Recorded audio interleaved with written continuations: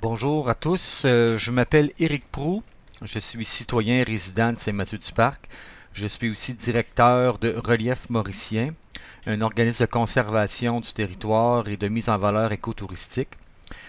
Pour la petite histoire, notre organisation a travaillé suite à un forum citoyen à mettre en place un projet de réserve de biodiversité, une aire protégée sur terre publique ici à Saint-Mathieu.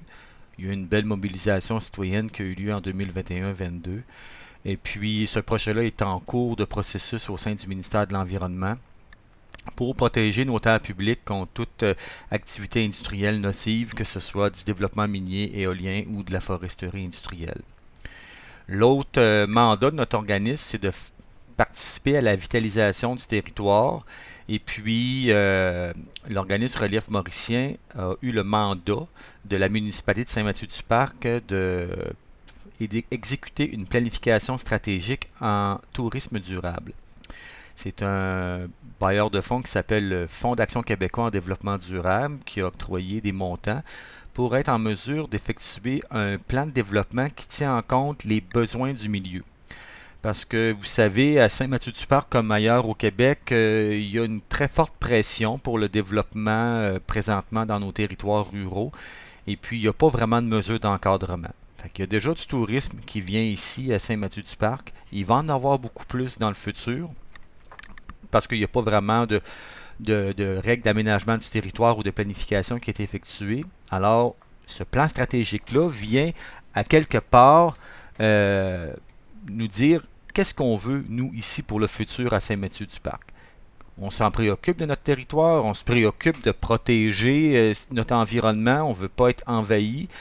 Alors, c'est maintenant qu'il faut agir, c'est maintenant qu'il faut faire les planifications nécessaires, puis être capable de rêver notre Saint-Mathieu-du-Parc, être capable de se projeter en 2035, dans 10 ans, dans 15 ans, en 2040, parce que c'est là qu'on est capable, dans ces planifications-là, d'être en mesure de dire qu'est-ce qu'on veut, puis qu'est-ce qu'on ne veut pas pour notre territoire. Alors, c'est une très belle opportunité. Aujourd'hui, je vais vous présenter une présentation qu'on a effectuée le 7 décembre dernier au sein de 80 citoyens de Saint-Mathieu-du-Parc. C'est un atelier de co-création qui avait été effectué dans le cadre de cette démarche-là. Le 20 novembre, on avait rencontré une quarantaine de gens d'affaires de Saint-Mathieu. Fait que des très belles idées qui sont sorties, des préoccupations. On a senti vraiment un appétit de la communauté à vouloir euh, être capable d'imaginer son territoire. Alors,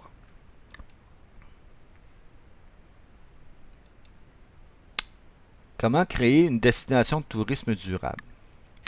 C'est une démarche quand même qui va se faire sur plusieurs années. Hein. C'est être capable d'identifier les potentiels de développement de notre territoire et de ses voisins, hein, parce que Saint-Mathieu est entouré de Shawinigan, est entouré de Saint-Élie-de-Caxton, est entouré de Saint-Alexis-des-Monts. Comment être capable de se concerter, être capable de travailler ensemble entre organismes, entre acteurs du territoire, puis favoriser des synergies de développement. Pourquoi on parle d'une destination? En réalité, c'est une façon de travailler en équipe avec nos voisins, avec nous-mêmes comme communauté. On voit déjà que Saint-Mathieu-du-Parc ici est entouré du Parc national de la Mauricie, de la réserve Mastigouche, puis on voit un peu nos voisins, Saint-Boniface, Saint-Élie, Saint-Paulin, Saint-Alexis. On n'est pas tout seul dans notre village gaulois. On a des voisins qui partagent le même écosystème. Hein. Je vous dis des vieilles forêts, beaucoup de lacs. On est à 1 heure et demie de Montréal, que ce soit Saint-Alexis ou Saint-Mathieu-du-Parc quand on passe par Saint-Paulin ou bien l'autoroute 55. Fait que c'est déjà une destination qui est très prisée au niveau des accès nature, pour le développement aussi d'une offre culturelle. Puis c'est une région qui est à fort potentiel de développement. Puis on le sent déjà. D'où l'intérêt de rêver l'avenir, de rêver notre territoire et de dire comment on va être en mesure de bien l'encadrer pour que ça réponde à nos besoins d'harmonie puis de tranquillité. Alors, C'est une méthode de co-construction, la démarche, hein. Je veux dire, on veut travailler en mode solution en utilisant l'intelligence collective qu'il y a ici dans la région en Mauricie. Fait que dans les parties prenantes, hein, on a la municipalité qui est le signataire de l'entente avec le Fonds d'action québécois en développement durable. On a nous ici, Relief Mauricien, qui sommes le partenaire d'exécution, le partenaire local. C'est quand même un très bel atout pour une communauté d'avoir un organisme collectif qui a à cœur le développement de son territoire. Fait qu'on n'est pas une firme externe de la Mauricie, on est des gens ancrés ici dans le territoire. On a l'UQTR, l'Université du Québec à Trois-Rivières, qui agit comme aviseur conseil sur nos comités consultatifs. Il y a des départements en tourisme, des départements en éducation. Alors, c'est comme une façon d'avoir un peu les avis de chercheurs sur comment être en mesure de co-construire de façon harmonieuse en tenant compte des écueils de d'autres régions au Québec ou ailleurs dans le monde.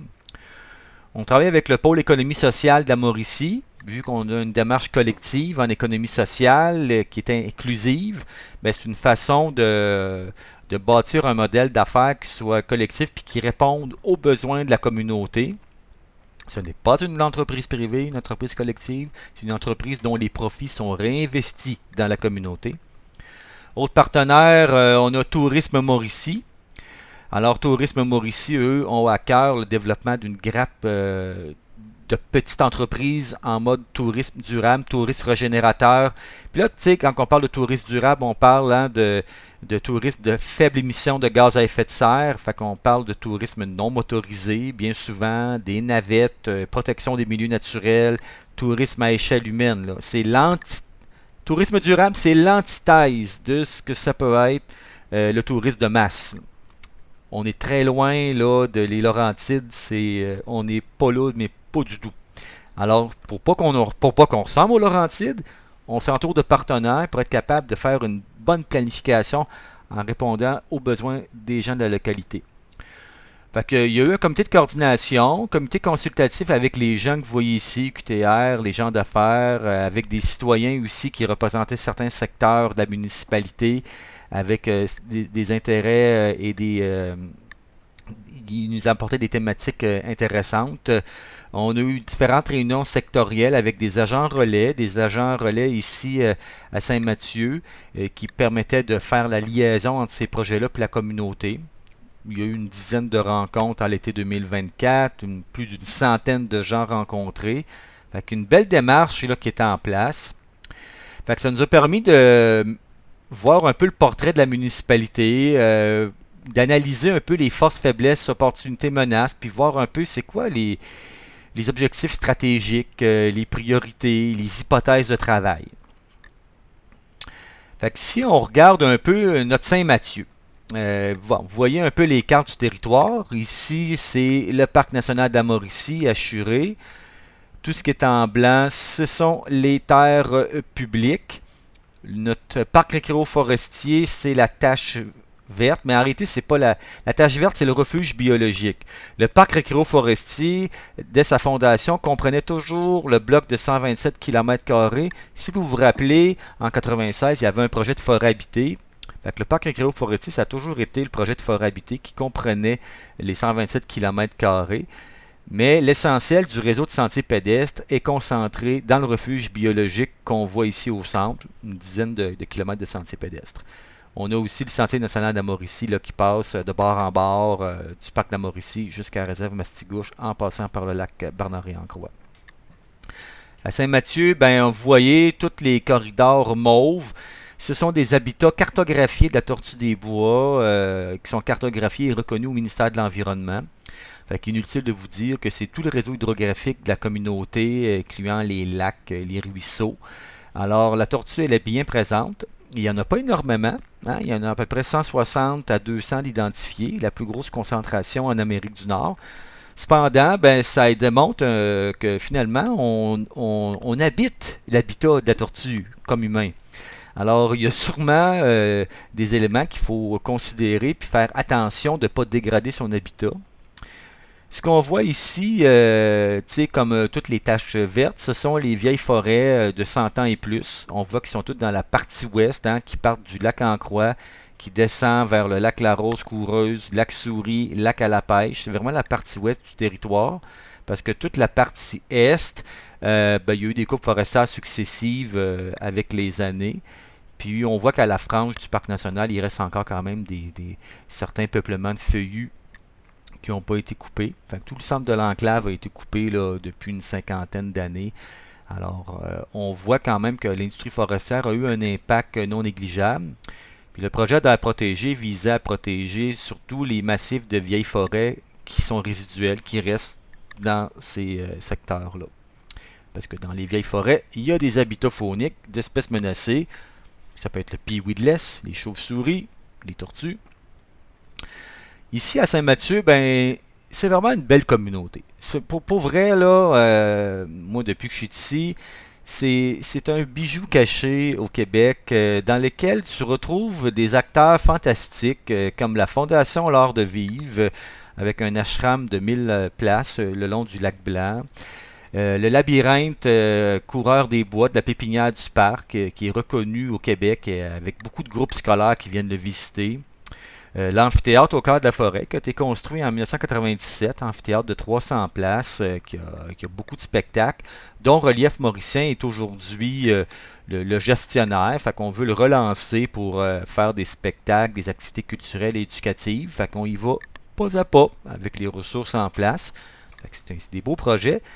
On a aussi le duché de Bicoline, qui est un village médiéval unique en Amérique du Nord, au-delà de 400 habitations, 5000 personnes qui viennent par année, vraiment un endroit exceptionnel. Alors, des attraits vraiment particuliers qui sont un peu la marque de commerce. On voit ici Martine avec la Maison de la Tradition, qui sont des artisanes ici de Saint-Mathieu, qui transforme le textile, développe l'économie circulaire. L'Ouvroir, la Maisonnée, un centre de recyclage de vêtements, jouets, mobilier. On a l'église du village qui est encore utilisée, mais qui porte une vocation très intéressante au niveau de bâtiments multifonctionnels, accessibles à la communauté. On a bien sûr notre amie Mélodie et son frère Tom qui sont très actifs pour le développement du centre du village avec l'auberge Mandala, avec le café bistrot, avec la cantine.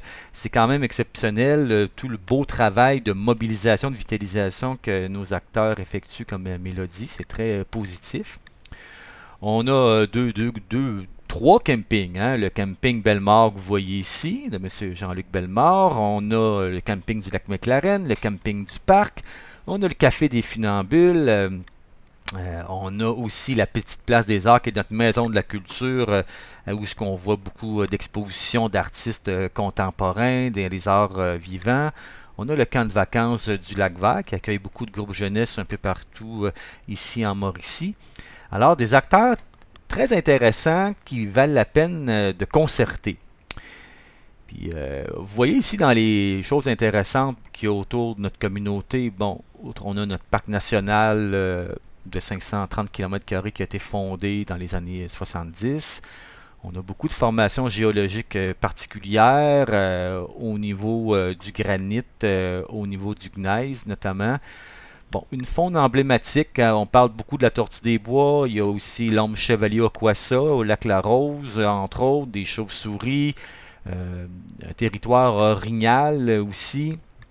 On est dans la tête des bassins versants, des rivières du Loup, rivière Shawinigan. Alors, on est dans une tête de bassin versant, dans des hauts plateaux. On a encore des bons habitats naturels et riverains non fragmentés.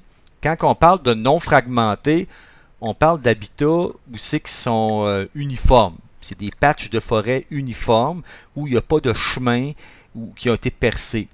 Fait que des habitats non fragmentés, c'est là que les espèces à statut plus fragiles se réfugient.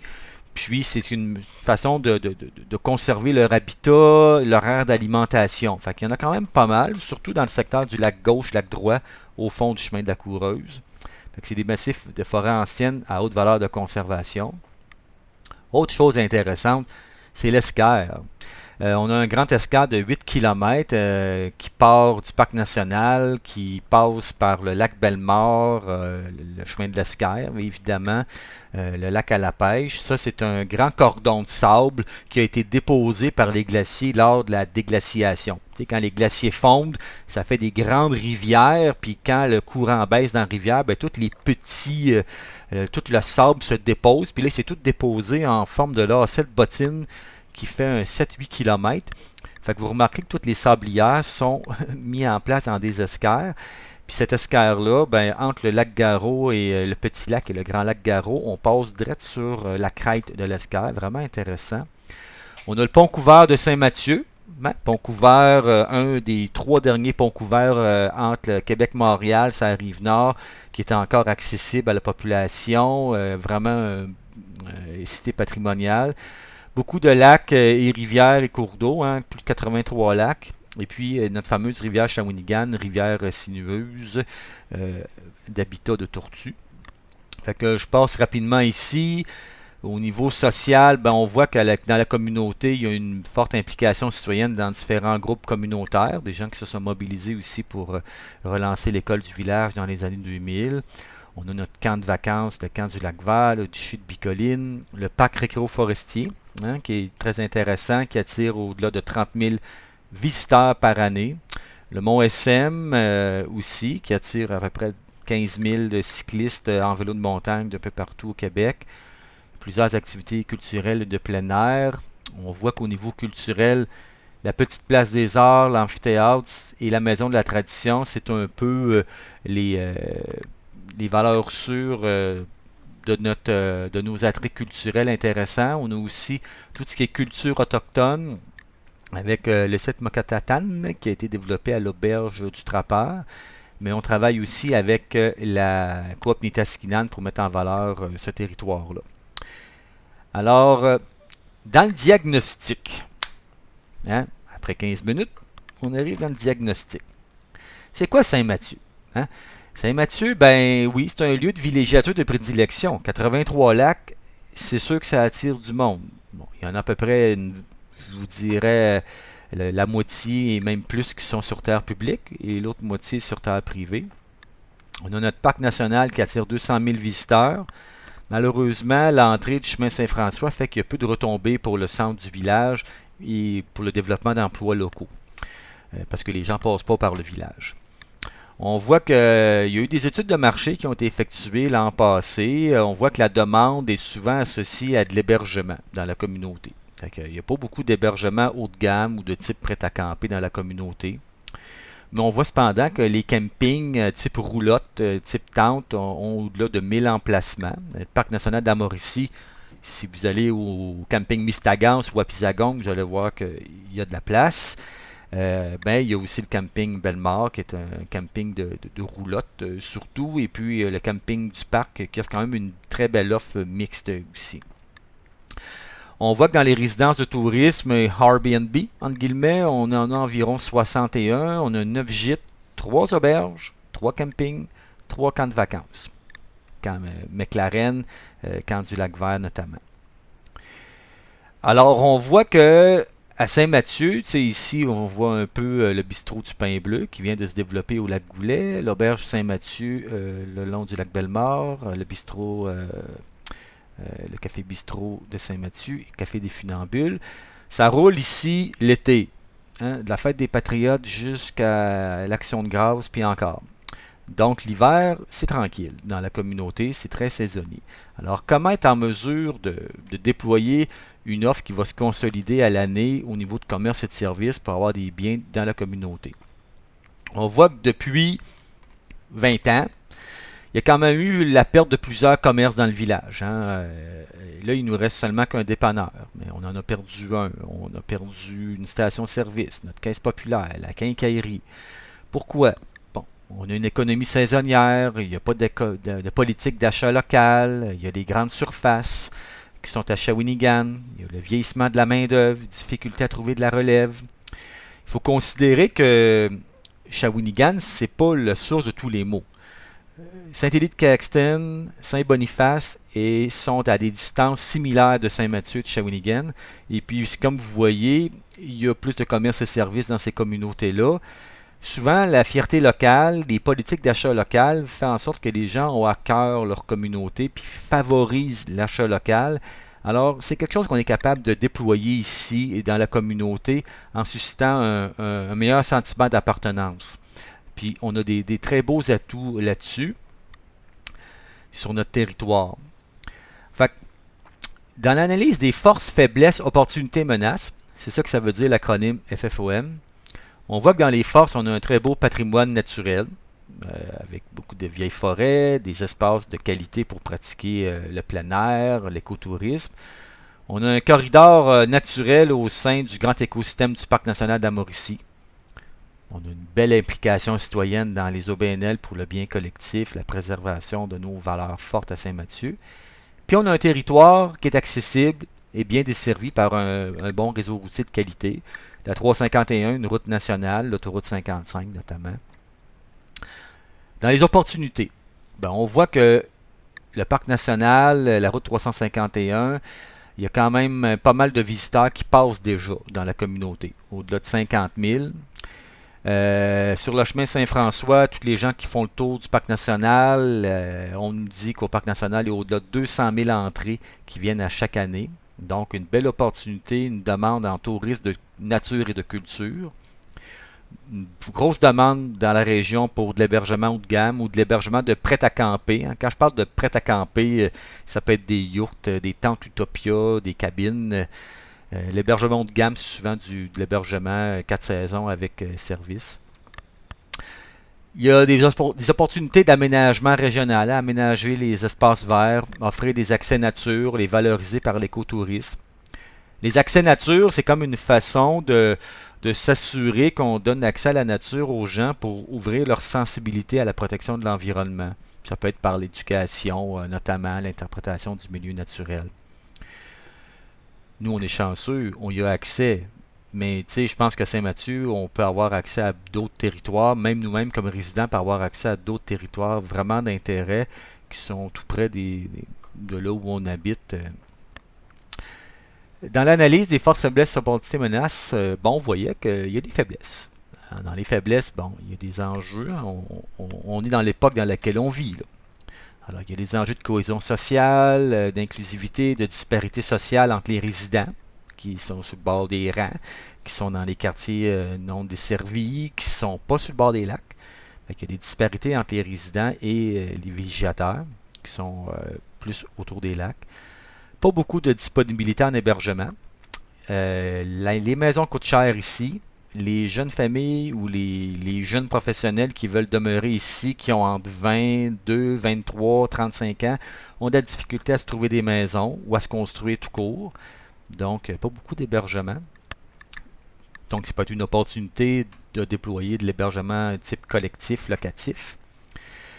Des limitations au niveau du zonage pour le développement d'activités. Dans les faiblesses, il y a des enjeux de protection des milieux humides, des habitats fauniques. Il n'y a pas beaucoup de mesures de protection au niveau des habitats de tortues des bois, de corridors de biodiversité. Une des faiblesses, c'est aussi le vieillissement de la population. Plus de la moitié de notre population est âgée de 55 ans et plus, et il y a un faible taux de natalité. Fait qu'inutile de vous dire qu'à l'école, la Tortue des Bois, une très forte proportion des jeunes de l'école sont des jeunes qui viennent d'ailleurs de Saint-Mathieu. Ils viennent des communautés environnantes. Alors, il ne faut pas être dupe. Hein? Les écoles, si la population de Saint-Mathieu n'est plus au rendez-vous dans cette école-là, elle peut devenir à risque dans une dizaine d'années lorsque les commissions scolaires décideront d'effectuer des restructurations. Alors, important d'attirer des nouvelles familles. Autre menace, vous le voyez, c'est très d'actualité. L'exploitation minière. Je veux dire, avec la filière batterie, il y a de l'intérêt à développer des mines un peu partout, mines de graphite. Il peut y avoir aussi de l'exploitation éolienne. L'hébergement touristique à court terme, c'est une autre menace au niveau des lacs, d'avoir des résidences de touristes qui s'implantent un peu partout. Autre menace, augmentation des coûts d'entretien du réseau routier. À chaque fois qu'on a un dégât climatique, une rivière atmosphérique, des pluies diluviennes, une partie de nos fossés, une partie de nos routes s'arrache, ça coûte cher, ça, ce bout-là. D'autres menaces, augmentation de la circulation routière, pollution sonore, pollution lumineuse, enjeux de sécurité, beaucoup de chars sur nos routes, ça roule vite, cohabitation entre les vélos, les piétons, les véhicules, c'est vraiment pas toujours évident. Si vous faites du vélo le moindrement sur nos axes routiers, vous allez le comprendre. Autre menace, saisonnalité de l'activité économique. Alors, il y a eu une étude de marché qui a été faite il y a un an, comme je vous disais, qui déterminait que, bon, notre parc récréo-forestier non aménagé, hein, il n'y a pas de bâtiment d'accueil, il n'y a pas d'eau, il y a une toilette compostable, puis c'est tout, il attire déjà 30 000 visiteurs. C'est quand même honorable. Beaucoup de gens viennent de partout en Mauricie et même de Lanaudière pour venir visiter le secteur. Dans les scénarios de développement, mettons que le parc récréo-forestier, on voudrait le déployer des nouvelles infrastructures en accueil, en hébergement, des sentiers pour dans d'autres secteurs, vers le secteur du lac à Foin, par exemple, ou vers le secteur du lac en Croix. On voit qu'un scénario conservateur, on pourrait attirer 43 000 visiteurs. Donc, ça fera un tout petit parc régional. Puis, ça permettrait d'avoir une espèce de modèle d'affaires qui soit viable et avoir des bénéfices pour la région. Dans cette étude, on voyait que la municipalité peut attirer facilement 135 000 visiteurs dans l'étude de marché via ses différents attraits. Bon, vous, l'été, quand on est tous ici, nos parents, nos amis viennent nous visiter, ils font déjà partie de ces 135 000 visiteurs-là. Il y a probablement déjà 50 000 visiteurs en parents, amis, qui viennent déjà in and out nous rencontrer à longueur d'année. Mais c'est des estimations qu'on voit qui peuvent être intéressantes là, pour la communauté, advenant qu'il y a un achalandage continu qui se déploie. Vous voyez les chiffres là, des autres parcs régionaux au Québec, que ce soit Sutton qui attire 80 000 visiteurs, la Vallée-Bord-du-Nord à Saint-Raymond-de-Portneuf qui en attire 100 000, le parc régional de Portneuf 120 000. Fait que nous, vraiment, à Saint-Mathieu, on reste dans la fourchette inférieure là, présentement avec 30 000, puis avec le scénario conservateur qu'on voit. Dans l'étude de marché, ce qui a été recommandé, l'étude de marché qui a été effectuée par Touriscope, qui est une firme spécialisée au Québec qui a travaillé beaucoup pour la CEPAC, on voit qu'il faut déployer vraiment des recommandations, c'est de déployer des activités physiques en milieu naturel, hein, favoriser les saines habitudes de vie, fait que développer des sentiers surtout dans le domaine du pédestre, et aussi canot camping, hein, c'est quand même un créneau intéressant, les gens veulent être capables de découvrir le territoire, mais à échelle humaine. Donc, on est vraiment dans des sentiers organiques, de faible empreinte écologique, où finalement le touriste aura l'impression d'être seul au monde. Vous connaissez la maxime, hein, comment je vous dirais ça, ce qu'on ne voit pas, ça fait pas mal. Les touristes veulent avoir l'impression de ne pas voir les résidents, puis les résidents ne veulent pas avoir l'impression de voir les touristes. C'est continuel en règle générale. Autre axe de développement, la réserve de biodiversité et l'aire protégée comme un laboratoire éducatif. Bon, les QTR s'y intéressent beaucoup à l'aire protégée. Ils ont un mandat de recherche au niveau de la région ici en Mauricie. Ils y voient beaucoup d'intérêt en tourisme, en éducation, en sciences de l'environnement, pour déployer des activités de recherche, amener des groupes, des étudiants, des visites de chercheurs. Il y en a déjà qui viennent d'ailleurs, qu'on invite, puis ils trouvent vraiment qu'à proximité de Trois-Rivières, c'est un lieu exceptionnel. L'axe 3. Culture et nature pour développer un réseau de sentiers comme colonne vertébrale de la réserve de biodiversité. C'est important de relier les différents attraits avec des sentiers qui vont être capables de favoriser le déplacement des gens entre les différents attraits. Un sondage qui a été effectué auprès de 400 personnes. Qu'est-ce qui est recherché pour un séjour à Saint-Mathieu? On parle d'hébergement haut de gamme, comme je vous disais tout à l'heure, d'hébergement type 4 saisons avec service proche des routes qui sont déblayées l'hiver. Mais on parle aussi d'une offre de prêt à camper, de bivouac distinctif. Ça peut être des cabines, ça peut être, comme je vous disais tout à l'heure, des yurts, des tentes Utopia, etc. en milieu naturel. Toujours de faibles dimensions. On parle du 300 pieds carrés, on parle de peut-être un groupement de 3-4 unités par endroit pour avoir le moins grand impact possible. C'est ce que les gens recherchent, d'avoir de l'intimité. Les activités privilégiées dans les sondages qui ont été effectués auprès de 400 personnes, randonnée pédestre en été comme en hiver, raquettes, fat bike. Ça, c'est le fat bike, c'est le vélo à roues surdimensionné. Avec les changements climatiques, je peux vous dire que ça commence à être populaire. Le canot camping, le kayak, le vélo et le ski de fond. Fait que voici les activités privilégiées de ce qu'on voyait dans les études de marché.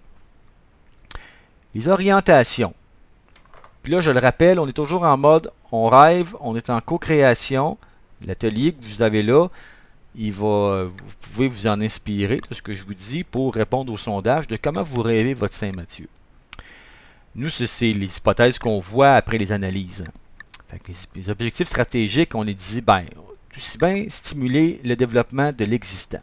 Hein? La petite place des arts, le duché de Bicoline, camp du lac vert, fondation Art de vivre, maison de la tradition, puis aussi, déjà les acteurs existants de Saint-Mathieu.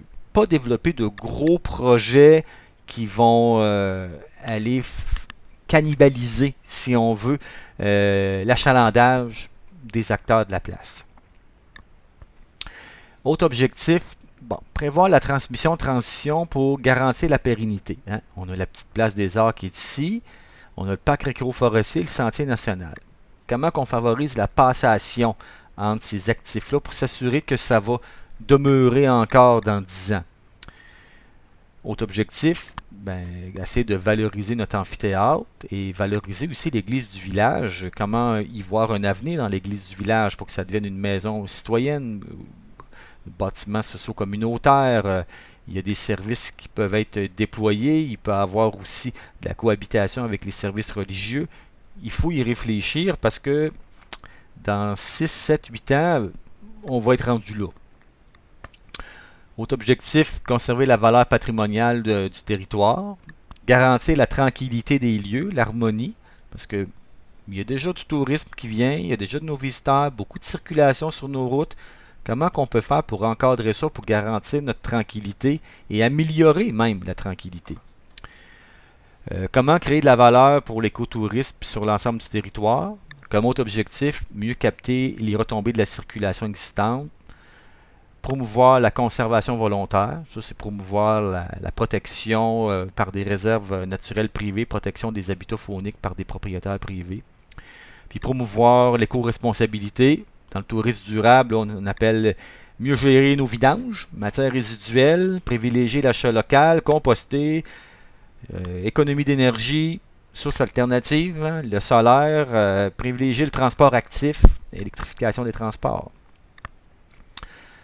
Et dans les derniers objectifs, favoriser les partenariats avec les entreprises existantes. Fait que les zones à haute valeur de conservation, je l'ai passé tantôt. On voit que il y a des plans de rétablissement de la tortue des bois dans les secteurs en rose. On veut favoriser la conservation volontaire dans les zones de haute valeur de conservation, mais il y a encore beaucoup d'affaires qui peuvent être faites dans ce qu'on voit ici, où c'est toutes nos zones de vieilles forêts. Alors, c'est quand même intéressant. Ce qu'on voit en jaune, là, c'est tous les gros milieux humides qu'il y a ici dans la région. Il y en a un qui a été protégé par Conservation Nature Canada. Ici, c'est le lac Perchaude. Il a été protégé dans ce secteur-ci. Il y en a une grosse patch juste à l'ouest qui s'en va vers le lac McLaren. Un gros milieu humide dans ce secteur-là. Il y en a beaucoup dans le secteur du lac du Cat, au nord du lac, au sud plutôt, du lac des Érables. Puis il y en a un autre gros milieu humide dans le secteur du lac Florido. Quand on parle de conservation volontaire, c'est ça. Comment on peut protéger ces milieux humides-là pour pas qu'il y ait de développement résidentiel, par exemple. Bon, dans l'énoncé de vision, on vous a parlé force, faiblesse, opportunité, menace qu'il y a à Saint-Mathieu. C'est quoi les objectifs stratégiques de ce plan-là? Voici l'énoncé de vision. Comme je vous dis, Dans le sondage, vous allez avoir l'occasion d'exprimer, de bonifier l'énoncé de vision, de voir comment vous voyez ça. Fait que dans l'énoncé de vision, on se disait, bon, ben, le territoire ici, dans une destination, ça peut être un environnement familial où on offre des activités disponibles durant toute l'année, des opportunités de découverte et d'éducation. Valoriser beaucoup l'éducation reliée au tourisme. Donc, des groupes scolaires qui viennent, des camps de jour, des camps découvertes. C'est une forme de tourisme, puis ça offre beaucoup d'attrait pour la région, puis ça favorise sincèrement l'éducation environnementale, la sensibilisation à la protection de l'environnement. Vous savez, nos jeunes, il faut les sensibiliser à la protection de l'environnement. C'est eux qui vont quand même vivre dans le futur avec les conséquences de la crise climatique. Alors, c'est essentiel de leur offrir ces accès nature-là, que ce soit des jeunes de Shawinigan, des jeunes de Trois-Rivières, Saint-Élie, Saint-Beau. Dans l'énoncé de vision, des lieux facilement accessibles, capables de nous accueillir sur 4 saisons. Fait que valoriser l'amphithéâtre, la petite place des arts comme lieu de création et d'interprétation. Le parc récréo-forestier et les terres publiques comme secteur de déploiement de sentiers récréatifs. Alors, on parle dans nos priorités, suite à l'énoncé de vision, développer des stations d'accueil, infrastructures d'hébergement, couronne de sentiers, puis connexion des différents pôles. Là, vous allez dire, c'est où ça? Ça, c'est le parc régional Montagne du Diable. Donc, c'est un petit bâtiment d'accueil le long du lac Windigo. C'est le type de refuge haut de gamme qu'on y retrouve. C'est un chalet rustique pour nous, mais dans le domaine de l'écotourisme, c'est du haut de gamme, ça. Et puis des types cabines qu'on y voit. Si vous êtes déjà allé à Saint-Paulin, il y a l'auberge du lac Castor qui est une coopérative de travail. C'est un bel exemple de modèle où il y a un bâtiment d'accueil, des yourtes, des cabines, des plateformes de camping, puis des couronnes de sentiers. Ça accueille environ 25 000 visiteurs. C'est un très beau coin, très intime, où ils valorisent aussi toutes les activités culturelles, éducatives. C'est un beau modèle duquel on peut s'inspirer ici localement à échelle humaine, à échelle organique. Alors, on y revient, hein? Bon, priorité stratégique, on parle toujours de valoriser l'existant, puis de développer ce qu'on appelle la mobilité active. On ne veut pas que les visiteurs, on veut pas. La proposition est que les visiteurs se déplacent en mobilité active, hein, surtout vélo électrique, en navette, à pied. L'idée, c'est de ne pas avoir plus d'autos sur nos chemins. Vous voyez le chemin Saint-François, si vous allez faire du vélo l'été là-dedans, vous allez comprendre qu'il y a des enjeux de sécurité. Alors, suite à l'analyse macro qu'on a effectuée, voici un peu ce qu'on voit comme carte des secteurs de développement. Il y a des pôles qui peuvent être développés, qui peuvent être déployés, puis c'est des hypothèses. Hein? Là, on déploie sur la carte blanche des hypothèses de travail pour rêver le développement du territoire en valorisant les potentialités, puis en s'assurant qu'on respecte l'environnement, qu'on a une faible empreinte écologique, puis qu'on ne dégrade pas les milieux naturels. Alors, on voit qu'il y a un potentiel au lac Brûlé, advenant qu'il y ait des projets d'auberge, il peut y avoir des choses intéressantes dans ce secteur-là, le grand lac Brûlé qui est au nord du Minagami. On voit qu'il y a associé au lac Brûlé, il y a des pôles dans la section du lac Minagami, du lac McLaren aussi, où il y a déjà des acteurs existants. Toujours dans le nord, au niveau du lac en Croix, lac Bernard, au niveau de l'UQTR, il y a de l'intérêt dans ces secteurs-là, étant donné les grandes chaînes de lacs qui montent vers le lac Shawinigan, vers la réserve Mastigouche, puis étant donné qu'il y a une certaine accessibilité, alors pour faire de la recherche, il y a de l'intérêt dans ce secteur-là. Ce qu'on voit en pointillé jaune, c'est le sentier national. Fait que le parc récréo-forestier, c'est un des pôles à déployer pour désintensifier le parc puis déployer des sentiers à faible empreinte dans d'autres secteurs pour justement répartir les gens ailleurs, toujours dans le mode pédestre, dans le mode vélo, pour avoir le moins d'impact possible sur le milieu. Il y a un pôle qui peut être déployé au village. Pour avoir des bénéfices, ce serait peut-être intéressant de déployer, de consolider les commerces, les services au village. Il peut y avoir un pôle intéressant qui C'est pour ça qu'il y a un gros cercle, hein, au niveau du chemin Saint-François, au niveau de la pépinière du parc, l'érablière au-delà de l'érable, la maison de la tradition. Un gros pôle de développement là. Le lac du Cat, le lac Florido, la Fondation Art de Vivre, c'est d'autres pôles de développement qu'il peut y avoir. Fait que vous voyez un peu, côté macro, si on veut déployer du développement à infrastructures et services écotouristiques, c'est dans ces secteurs-là qu'il faut le faire et pas ailleurs, idéalement en aménagement de territoire. Fait qu'il faut concentrer ça dans ces secteurs-là puis interconnecter ces différents pôles-là. Alors, la proposition, hein, c'est de dire, bon, puis c'est là que vous allez avoir commenté encore dans le sondage. Est-ce qu'on développe un pôle au parc agroforestier avec un accueil de base, bâtiment polyvalent qui peut servir et à l'amphithéâtre et à l'accueil des gens qui viennent, développer peut-être des résidences d'artistes, des chalets, 4-5, avec les artistes qui viennent, les communautés autochtones, qui pourraient développer des résidences d'artistes à leur vision. Il peut y avoir des séjours, il y a déjà des groupes scolaires qui viennent au récréo, fait qu'il peut y avoir des séjours de groupes scolaires et en collaboration avec le camp du Lac-Vert. Il y a le secteur du Lac-Ancaire qui présente un intérêt intéressant pour des prêts-à-camper. Quand je vous parlais du Lac-en-Croix, station de recherche et QTR, il peut y avoir un accueil secondaire dans lequel il pourrait y avoir de l'hébergement pour les étudiants-chercheurs qui viennent faire de la recherche appliquée dans le secteur, au niveau forestier, au niveau aquatique.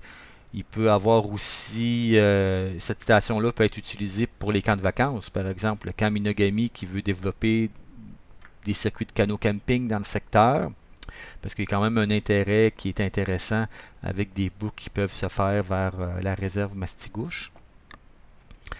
Dans le pôle 3, hein, c'est vraiment l'agrotourisme Saint-François. Il peut y avoir un autre accueil touristique là-bas, qui peut être en partenariat avec des entreprises là-bas. Il y a quand même des potentiels de chalets hein, sur plusieurs sites. Il y a déjà des projets sur sites privés. Il peut y avoir des sentiers non motorisés, c'est-à-dire une piste cyclable qui peut connecter éventuellement le chemin Saint-François à Pont-Couvert vers le village. Il y a une planification qui se fait en ce sens, qui va se faire en ce sens en 2025.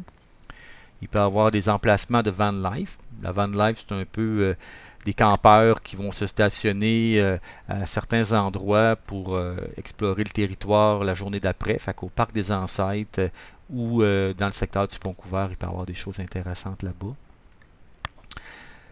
Ici, dans le secteur du McLaren, Minogami, Grand Lac Brûlé, on voit qu'encore là, il peut y avoir de l'hébergement autour du Minogami. Il peut y en avoir en partie dans le secteur du lac McLaren, des chalets, des prêts à camper. On voyait qu'il peut y avoir un potentiel au niveau d'une auberge si advenant qu'il y a un promoteur un jour qui dit « Wow, moi je voudrais faire une auberge de luxe », c'est quand même un secteur qui peut y présenter un intérêt. Un secteur qui va demander de l'investissement parce qu'il y a quand même... il faut entretenir le chemin pour s'y rendre. Cependant, c'est un secteur d'intérêt, c'est un potentiel. Dans tous les potentiels que je vous nomme, il n'y a aucun promoteur d'attaché présentement. Il y a uniquement Relief Mauricien qui opère le parc récréo-forestier et qui souhaite développer des accès nature. Pour le reste, c'est des partenariats qui peuvent se faire avec des acteurs du territoire. Dans le pôle 6, on voit que le lac du Cat, le lac Florido, l'Art de Vivre, c'est des aspects intéressants. Là aussi, il peut y avoir des chalets, de l'hébergement, toujours en petite dose. Hein. On ne parle pas de mettre 200 chalets là-dedans. On parle bien plus d'y aller avec 5-6 hébergements en mode groupé pour justement faire attention de ne pas avoir un trop gros impact au sol. Puis c'est tout ça qu'il faut encadrer dans le plan de développement. Au village, pôle 4, c'est au centre du village. Là, c'est peut-être là que pour favoriser le passage des gens au village, on pourrait parler d'une maison d'interprétation, un centre d'accueil et d'interprétation sur la Tortue des Bois. Si on veut faire des programmes éducatifs, attirer les groupes scolaires, attirer les visiteurs, on les fait passer par le village. Est-ce qu'on peut requalifier l'église? Y donner des aspects de multifonctionnalité tout en la gardant sacralisée pour justement s'assurer qu'il y a un lieu de culte qui conserve nos traditions. Ça ferait passer les gens par le village, puis ça favoriserait à consolider nos commerces locaux. Il peut y avoir du logement locatif dans le village aussi, hein. On parle de condos, multiplex, maisons en rangée, logements type cohabitat pour des travailleurs, pour des touristes, pour des résidents. On peut y voir des partenariats aussi avec la Fondation Art de Vivre qui peut avoir de l'intérêt à développer de l'hébergement dans son secteur le long du lac Blanc. On parle toujours de potentialité. Fait que on peut dire qu'une proposition de valeur pourrait se décliner que Saint-Mathieu, c'est vraiment un territoire de nature-culture en plein air. Puis on conserve la nature pour vous l'offrir. Venez la partager avec nous. Fait que on est tous des gens qui veulent échanger, ouverts sur l'autre. Fait que comment bien la partager. Fait que pour les acteurs, les conditions, hein, c'est qu'il faut être capable de co-créer ensemble, puis de développer une vitrine. Puis, tu sais, l'idée, c'est pour que ce soit efficace, il faut qu'il y ait des opportunités professionnelles. Il faut qu'on ait du travail à l'année longue. Il faut qu'on ait des logements abordables, favoriser la densification. Il faut avoir des services, puis il faut maintenir l'école. C'est ça les conditions de revitalisation de notre communauté pour les 10-15 prochaines années. On ne pourra pas passer à côté. Parce que si on veut un village vivant, il faut qu'il y ait différentes classes sociales qui y vivent. Il faut qu'on ait des jeunes, il faut qu'on ait des personnes âgées, il faut qu'on ait une population active, il faut qu'on ait des services. C'est de cette façon-là qu'on va être résilient de façon communautaire face aux différents événements, crises qu'il va y avoir au niveau économique, social, climatique dans le futur. Que le tourisme peut être une belle opportunité d'offrir de la robustesse dans notre communauté et à y développer un art de vivre qui nous est propre et dont les visiteurs vont s'y imprégner. Pour les acteurs du territoire, hein, les conditions de revitalisation, ça parle surtout qu'il ne faut pas se compétitionner. Hein, il faut se compléter. On parle, ça peut être très pertinent de développer un centre d'interprétation et d'accueil au centre du village, ce qui canaliserait les gens et viendrait planter le jalon d'une vocation éducative ici à Saint-Mathieu, surtout avec la recherche, les groupes scolaires, l'école La Tortue des Bois notamment. La municipalité, une vitrine où ce qu'il pourrait avoir au centre du village des kiosques, des aires de restauration ouvertes à l'année, une place de village. On a à réfléchir aussi sur la densification du village pour consolider les services, notamment avec l'écoquartier. On voit que dans les conditions préalables, hein, il faut être capable de stimuler l'art, l'artisanat, l'interprétation pour attirer un public varié. Au-delà des groupes scolaires, publics éducatifs, au niveau culturel, il faut valoriser un peu tout ce qu'on a comme richesse culturelle, artisanat local, artistes locaux. Pour les acteurs du territoire, les conditions de revitalisation, ça passe, oui, à le soutien à l'économie sociale, l'économie collective, les OBNL, stimuler l'entrepreneuriat et l'investissement privé, prévoir des infrastructures pour permettre aux excursionnistes de s'arrêter toute l'année durant et être capable d'offrir des bénéfices de la communauté. Si on a des jeunes de Montréal qui veulent venir faire du télétravail, passer une semaine dans le village, consommer localement, puis faire de la création, de la rédaction de documents, si on a des hébergements adaptés, ça peut être vraiment intéressant de favoriser cet accueil-là. Puis nous, ça nous permet d'en bénéficier par la bande avec des gens qui aiment notre communauté et qui veulent s'y investir. Fait qu'il faut favoriser des centres de services et de ressources partagées. Ça, c'est de la mutualisation.